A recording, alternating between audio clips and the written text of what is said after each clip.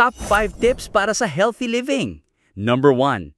Hindi mo kailangan 6-pack abs. Minsan, kailangan mo lang tigilan ang 6 na rice. Healthy living is not about looking like a Greek god.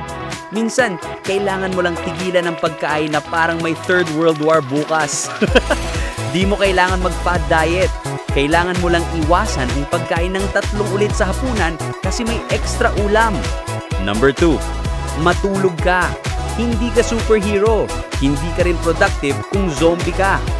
Sleep is self-care. Kung ang eye bags mo ay pwedeng gawing sling bag, hindi yan pagiging masibag. Yan ay paunti-unting suicide by puyat. Huwag kang proud sa 2-hour sleep. Hindi yan flex. Yan ay health hazard. Number 3.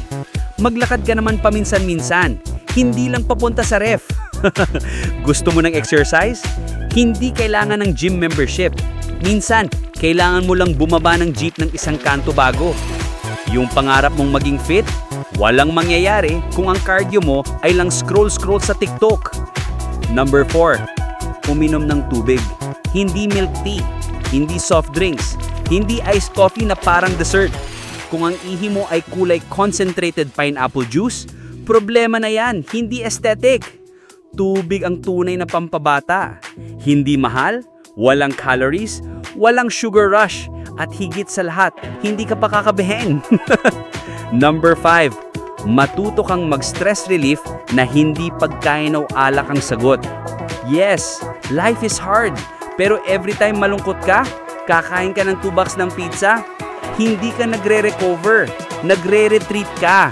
Matutong mag-journal, magdasal, maglakad, o kahit tumitig sa langit. Huwag laging Jollibee ang therapist mo. Bonus tip, ang tunay na healthy living, hindi puro salad, kundi may self-control, self-care, at konting sayaw paminsan-minsan. Hindi mo kailangang perfect, pero kailangan mong gumalaw. At higit sa lahat, alalahanin mong hindi ka immortal kahit pa isa kang certified marites.